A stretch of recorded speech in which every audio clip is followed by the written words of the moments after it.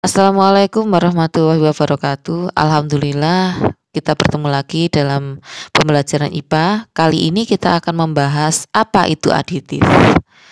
Jadi kita ke slide 2. Aditif itu peta konsepnya seperti ini. Kita akan mempelajari berdasarkan asalnya dia dibedakan menjadi alami dan buatan. Sedangkan berdasarkan fungsinya dia punya beberapa tujuan seperti ini. Nah, mungkin nanti ada yang terlewat tidak dipelajari di sini, saya harapkan juga mempelajari dari sumber yang lain ya. Dan terakhir adalah bahaya yang kita dapatkan saat menggunakan zat aditif secara berlebihan.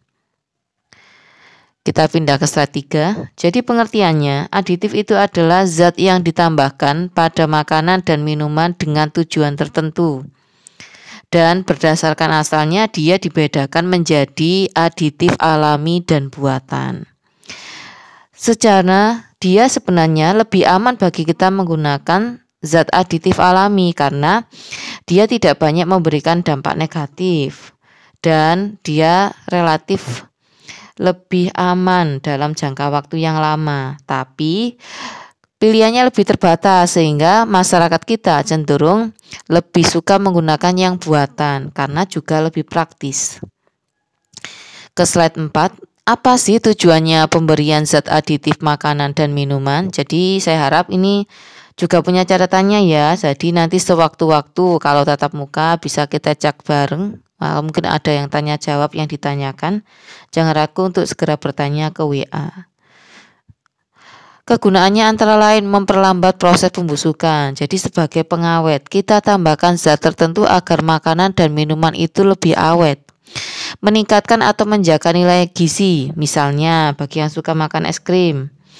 Nah, bisa kalian lihat di komposisinya. Oh, mungkin dia menambahkan vitamin tertentu, mineral tertentu yang dibutuhkan oleh tubuh. Jadi menjaga atau meningkatkan nilai gizi. Membuat roti dan kue lebih mengembang, berarti itu adalah fungsi dari pengembang. Memperkaya rasa, berarti dia penyedap. Warna, berarti dia adalah pewarna. Dan seterusnya. Pindah ke slide 5. Kita bicara tentang pewarna. Lah, mungkin yang pernah praktek membuat pewarna alami. Pewarna alami itu antara lain adalah daun suci, kunyit, daun jati, keluak. Keluak ini untuk bahan yang makanan rawon itu ya. Cabai merah, bit. Nah, bit ini nanti akan memberikan warna purple, ungu. Dan juga daun pandan. Nah, si daun suci dan daun pandan ini punya bentuk yang mirip sekali. Nanti ada gambarnya. Sedangkan untuk pewarna buatan antara lain adalah tatrazin, sunset yellow, karmoisin, dan seterusnya. Nah, ini dijual belikan sudah dalam bentuk kemasan. Oke, kita ke slide 6 ya. Jadi ini ada gambar dari pewarna. Siapa tahu nggak pernah melihat sama sekali Bu, jadi masih kebingungan. Ini adalah daun suci di slide 6 ini, pojok. Nah, memang punya kemiripan dengan pandan. Lalu sebelahnya adalah kunyit. Nah, otomatis sudah bisa menebak ya warna apa yang diberikan. Selanjutnya adalah daun jati. Di beberapa daerah masih digunakan sebagai pembungkus. Di sebelahnya lagi adalah keluak. Ini yang digunakan untuk bahan rawon. Ke slide 7. Ini masih tentang pewarna. Jadi ada cabai merah. Ini adalah bit. Nah, ini mungkin yang kita jarang menemukan di daerah sekitar kita. Selanjutnya ada daun pandan. Nah, warnanya juga diwakili di sini. Ini adalah karamel. Juga tahu ya kira-kira warna apa yang diberikan oleh karamel. Karamel ini bahasa lainnya adalah gula yang digosongkan. Jadi ada pemasakan sedemikian rupa sehingga dia warnanya sampai berubah dan digunakan untuk mewarnai. Karena efek manisnya terutama sebagian digunakan untuk kue. Pindah ke slide 8. Oke, ini adalah contoh dari pewarna yang buatan. Jadi memang sudah disajikan dalam bentuk kemasan dan pembuatannya di pabrik. Misal pojok ini adalah tatrazin warna kuning. Ada sunset yellow, ada karmoisin, di bawahnya adalah brilliant blue. Jadi tinggal pilih, pilihannya luar biasa, beragam.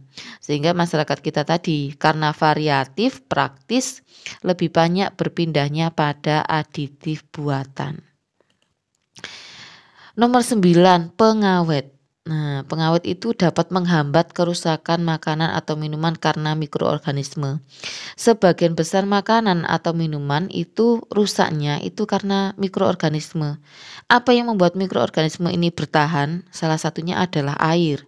Jadi pengawetan yang kita lakukan itu salah satunya dengan cara mengurangi kadar air. Misal dengan cara pengeringan, pemberian garam, pengasapan. Coba dilihat kalau kalian misalnya lihat ikan asap, otomatis kan akan mengurangi kadar airnya sendiri dan juga nanti ada senyawa yang ditambahkan pada saat pengasapan dari proses pembakaran tadi.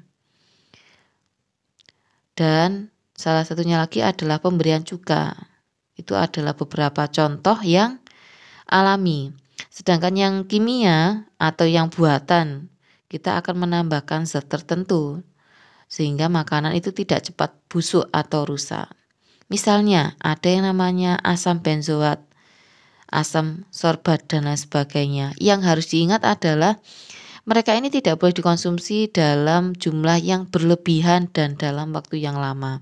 Jadi kalau kita mengkonsumsi makanan atau minuman kemasan, pastikan jumlahnya minimalis atau tidak berlebihan. Ke slide 10. Jadi ini adalah pemanis ya.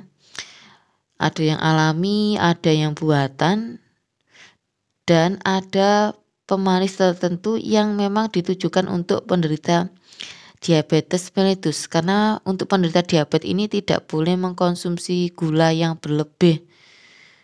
Jadi ada sendiri, misalnya kalau di iklan itu ada merek Tropicana. Nah, selanjutnya ada pemanis alami antara lain adalah gula pasir, gula jawa, gula aren, dan seterusnya. Sedangkan pemanis buatan antara lain adalah sakarin, siklamat, dan sorbitol.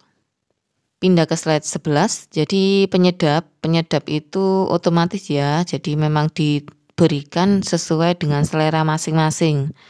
Antara lain kalau dia yang alami itu adalah ada cengkeh, ada merica, dan seterusnya. Kalau yang buatan ini adalah misalnya vetsin, ini yang terkenal. Jadi kita kenal istilah ada generasi micin. Nah, mungkin karena dia lahir di mana penggunaan micin ini luar biasa. Asam cuka dan seterusnya. Nomor 12. Nah, ini pengembang. Terutama ditujukan untuk pembuatan kue. Sudah tahu ya, jadi yang namanya Fermipan. Nah, sudah ada perwakilan gambarnya digunakan untuk kue, roti-roti misalnya. Sejenis ragi. Jadi ragi ini adalah kelompoknya jamur. Nanti dipelajari lagi kelas 10. Jenisnya apa, bentuknya bagaimana. Intinya pengembang ini adalah mengembangkan adonan kue. Jadi diwakili oleh Fermipan sama baking powder. Ke slide 13, ada yang namanya pemucat. Nah, tujuannya untuk pemutihan atau pematangan tepung. Contohnya asam askorbat dan kalium bromat. Nomor 14, jadi ada anti kempal digunakan untuk menjaga agar makanan tidak menggumpal. Nah, ini ada contohnya digunakan misalnya pada susu bubuk atau susu krim bubuk. Dan juga mereka yang memang bentuknya serbuk. Ke slide 15, ada pengeras digunakan untuk memperkeras atau mencegah melunaknya makanan. Misalnya adalah kalsium karbonat untuk jelly. Jadi jelly itu kan bentuknya unik ya. 16, ada yang namanya pengemulsi, adalah zat yang dapat mempertahankan dispersi lemak dalam air. Jadi memudahkan lemak ini untuk bereaksi dengan air. Contohnya adalah lecitin. 17, ada yang namanya pengatur keasaman. Jadi masih ingat ya tentang pH, ada yang namanya derajat keasaman. Nah, kalau di sini pengatur keasaman itu adalah digunakan untuk menjaga tingkat keasaman atau memberi rasa. Contohnya adalah asam asetat. Asam asetat itu termasuk asam lemah. Atau bahasa sederhananya asam asetat itu misalnya perwakilannya yang mirip-mirip itu adalah asam cuka, seperti itu. Air cuka yang kalian gunakan. Slide 18, jadi ini adalah ada beberapa penyakit yang ditimbulkan dari penggunaan zat aditif. Yang harus diingat ini dalam jumlah yang sangat berlebih ya. Jadi kalian kalau masih terkontrol, masih normal, itu indikasi ke sini masih jauh. Yang 1 sama 2 sebenarnya dia tidak diperbolehkan untuk pengawet. Tapi beberapa orang menyalahgunakan sehingga akibatnya ditimbulkan misalnya kalau dia formalin, dia bisa mengakibatkan seperti kanker, gangguan pada pencernaan, dan lain sebagainya. Apa yang misalnya pedagang-pedagang yang nakal istilahnya menggunakan formalin pada mie basah. Boraks. Boraks ini bisa kalian temukan pada makanan favorit kita yaitu pentol.